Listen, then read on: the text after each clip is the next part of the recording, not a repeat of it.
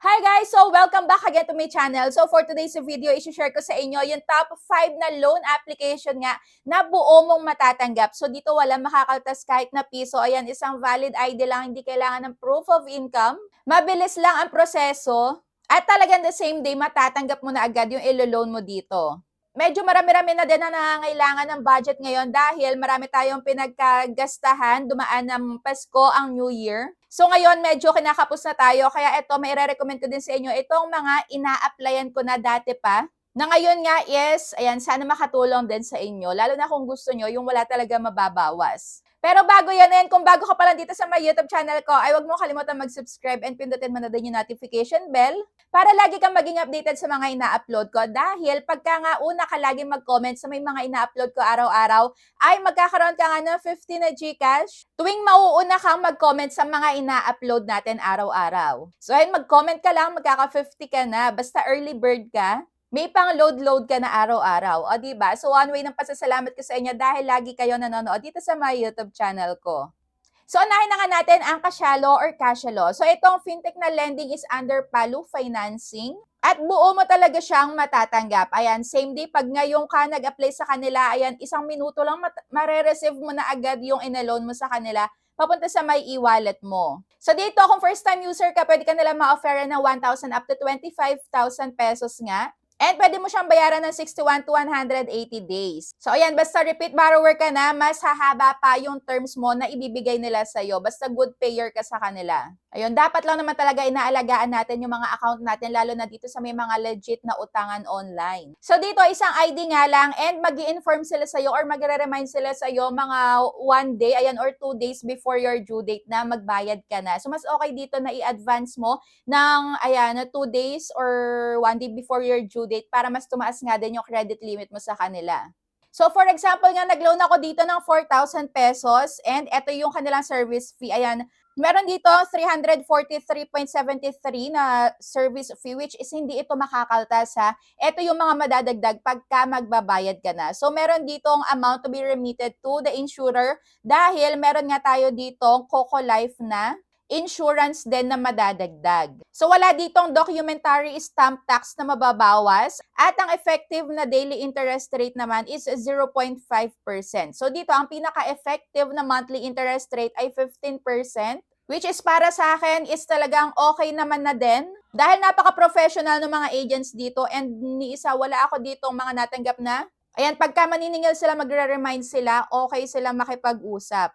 So dito, walang sobrang daming text. Ayan, walang sobrang daming tawag. So dito naman, pagka na-late ka, ay may 0.16% per day na, ayan, penalty fee. So dito naman yung sinabi ko sa inyo kanina, ito automatic na to na merong madadagdag na Coco Life na insurance premium fee. So dito yung nadagdag is 92 pesos. So for example nga dito sa may iniloan ko na 4,000 pesos, sa loob ng 20 days ko siya pinili. Ayan, sa loob ng 28 days ang pinakababayaran ko is 4,664.88. Ayan, sa loob ng 28 days, yan yung pinakatubo na madadagdag or yung pinakalahat-lahat na madadagdag doon sa may 4,000 pesos mo na iniloan sa kanila. So, ayun, napakaganda nitong si Kasyalo or Kasyalo. Kaya kung ako sa inyo, hindi nyo pa natatry ito, pwede nyo silang i-consider kung mangailangan man kayo in the future. So, ang pangalawa na nga natin ay itong si Tala. Ayan, hindi siya mawawala sa may lagi nating inire-recommend dahil talagang ka-apply-apply to. And mga professional din ng mga agents. So dito is under siya ng Tala Financing Philippines and pwedeng makapag-load ng 1,000 up to 25,000 pesos. So ito, sana mas tumaas pa yung kanilang pinapautang no dahil ang ganda din ng Tala na to. So meron sila ditong processing fee na 3.99% to 11.99%. At may daily service fee naman na 0.30%. Ayan, up to 0.43% per day. And pwede mo siyang bayaran ng up to 61 days. So dito pala sa may Kasyalo kanina, ayan, meron ka dyan choice. May 2 days ka dyan na pamimilian. May 2 terms ka dyan lagi na pamimilian kung kailan mo siya babayaran. So, pwedeng 28 days, pwedeng 45 days. Ayan, bahala ka. Iba-iba yung ino-offer nila base nga doon sa may way mo ng pagbabayad sa kanila. Kung ikaw ba ay good borrower, ayan, medyo hahaba-haba ang inyong terms na ibibigay sa kanila. Mas hahaba yung days talaga na i-offer nila. So dito nga sa Maytala, pwede kang mag-early repayment pero isasuggest ko sa inyo na wag sobrang aga. Ayan, kasi may possibility nga, ayan, may possibility na hindi agad tumaas ang iyong credit limit or worse ay mas bumaba pa. So dito naman sa Maytala, meron pa din silang pinamimigay na 200 pesos every time na may maire-refer ka sa kanila na ibang tao gamit ang personal link mo. So, lahat tayo na users ay mayroong sariling link basta meron kang Tala application. So, may link ka din dyan lahat tayo. Pagka i-share mo yan sa iba na nangangailangan, tapos pag nakapagbayad sila, sa unang loan nila is magkakaroon ka ng 200 pesos. So, yung mga maiipon mo na yon ay makakaltas yon dun sa may ibabayad mo na utang sa Maytala currently. O diba? So mababawasan na yung intindihin mo. So dito nga lagi kong pinipili dati yung GCash. Pero ngayon is Maya na. Dahil dito pagka sa Maya mo nga i-disburse ay buo mo siyang matatanggap. So ayan nga 25,000 pesos has been sent to your chosen account. So ito nga pinili ko is sa may Maya. Pero pagka iba nga yung pinili nyo na pag di-disburse ng inyong loan is merong makakaltas. Pero maliit lang din naman. Kaya mas gusto ko dito sa may Maya app. At ang pangatlo na nga natin ay ang Maya Easy Credit. So dito sa may Maya Easy Credit, napakabongga din, buo mo din siyang matatanggap, o di ba? So kung wala pa kayong Maya application, yung color green is i-download nyo na yon para ayan, maumpisahan nyo nang mag-save para din kasi itong GCash. Kailangan is ma-build mo muna yung trust nila sa'yo na ikaw ay karapat-dapat na pautangin. Kailangan ginagamit mo yung mga features nila dun sa may application nila. Kasi pwede din dong makapag-bills payment, ayan, bank transfer, basta lahat ng meron sila doon is i-try mo, gamitin mo para makita nga nila na ikaw ay gumagamit doon sa may application nila araw-araw. So, ayan yung mga transaction, pwedeng dyan mo nga din gamitin. So, dito sa may Maya Easy Credit naman is, ayan, isang buwan mo siyang babayaran. Pero pwede ka dito mag-early repayment. And revolving din to. So, basta meron ka pa dyan natitira na credit limit, pwede mo siyang gamitin ng gamitin. So, ayan, revolving credit line and wala siyang mababawas. Pero dito nga pala is meron siyang documentary stamp tax na madadagdag, pero sobrang liit lang din naman. So yung una ko nga palang ginawa dito, ayan, isang tip is mag-save kayo agad dito kasi tutubo din ng tutubo yung pera nyo dyan pagka nagsisave kayo sa may Maya. And dito meron 0.17% per day nga siya na penalty pagka na-late ka ng pagbabayad sa kanila.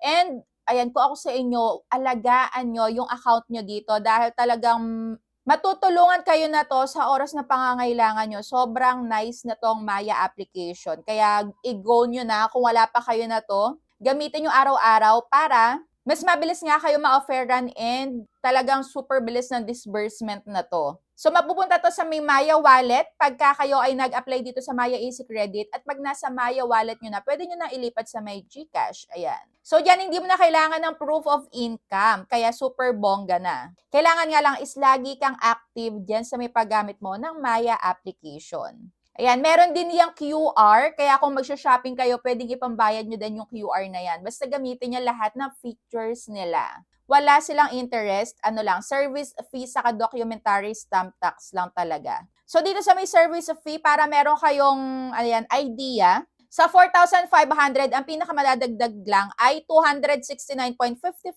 Saka yung documentary stamp tax na 2.77 pesos lang. So, ayun lang po ang madadagdag pagka nagbayad ka sa kanila. So, ang next na nga po ay ang Mega Peso. So, eto, last year ko lang din to na-try pero buo mo siyang matatanggap ha. Ayan, eto, mai-recommend ko sa inyo pero hindi siya 100% na mai-recommend dahil yung iba sa inyo is ayaw ng malaki-laki ang interest. Dito naman para sa akin is okay lang dahil parang yung interest dito na madadagdag is hahati-hatiin talaga. Biruin nyo yung unang pagbabayad is 15 days. So after nun ay 30 days mo nang babayaran yung kasunod. Tapos after nun parang nasa 60 days mo siyang babayaran yung last mo na pagbabayad sa kanila. Dahil dito, ayan, syempre, hati-hati din. So, 3 terms mo siyang babayaran. So, ito nga pala is, ayan, pwede kang ma-offer ng 1,000 up to 50,000 pesos sa Mega Peso. And meron siyang 0.08 na interest per day. At isang valid ID lang din. Wala na ditong proof of income. So dito hati nga yung nagsasabi, gusto daw nila to and yung iba naman is ayaw. Pero ako is maire-recommend ko din kesa doon sa may iba na bagong labas pero hindi mo siya buong matatanggap. So dito buo talaga. So within 15 days, dapat magbayad ka na sa kanila. So after na nun, yung pangalawa kong pagbabayad is after 30 days na, o 'di ba? So makakapag-ipon ka pa ng pambayad sa kanila. Parang dito kasi yung interest ay hinati-hati nila, kaya nagandahan ko din. Hindi na din siya mabigat. At yung pang-last na pagbabayad ko na dito is, kung yung pangalawa is October, dito sa last is December ko nang babayaran. O 'di ba? So para sa akin, okay na ako dito sa may Mega Peso. Siyempre, talagang pagka ganitong gino natin, maging responsable tayo para hindi na din tayo mag-rant sa may online na kesyo mataas ang interest. Ayan, so dapat hindi na lang natin in-accept, 'di ba? Kung hindi natin kayang bayaran. Pero ayun nga, dahil kailangan i-accept natin. Pero sana maging responsable tayo sa mga inuutang natin online. So dito, meron siyang 1% per day nga na late payment charge. So ang last nga pala natin ay ang peso loan. So eto, pwede na din. Pwede ka ma-offera ng 1,000 up to 100,000 pesos. O, di ba ang laki? And dito sa may term naman nila is pwedeng 91 days up to 180 days. At ito, ayan, hati-hati din yung pagbabayad mo, hindi siya one-time payment lang. So dito naman sa may peso loan sa Mega Peso is nag-o-offer sila ng extension. So pero kung ako sa inyo, wag niyo nang i-grab 'yon dahil ayan, mas dagdag sakit sa ulo lang 'to. So dito naman sa kanila sa may peso loan, pwede ka mamili ng installment plan mo sa kanila. So dito sa may installment plan, pwede ka ditong mamili ng 4 na bayaran or 3 bayaran. Mamimili ka diyan. O di ba, choice mo 'yan. Pwedeng 14 days plus 14 days tapos 107 days. Yung pangalawa is 7 days plus 7 days plus 121 days. O di ba? So pwede na din dito sa may peso loan pero malaki-laki nga yung interest. Kayo na din yung mag-decide kung ipagpapatuloy nyo yung paglo-loan dito sa may peso loan and Mega Peso. Pero kung gusto nyo naman kasi ng buong matatanggap is pwede na yan. Kesa dun sa may mga bagong labas naman, di ba? Pero hindi siya buong matatanggap. Tapos 7 days lang talaga. One-time repayment lang sila. So kung ako sa inyo, pwede kayo dito mag-try. Pero ayan, always be a responsible borrower lalo na doon sa may 3 una kong nabanggit dahil talaga matutulungan kayo niyan sa oras na pangangailangan nyo. So ayun lang, kung meron pa kayo ditong mga ayan idadagdag na pros and cons, any positive and negative feedback nyo sa mga to is comment down below. At kung ayan, may recommend nyo din ba to or hindi. So ayun, thank you for watching and see you on my next vlog. Bye!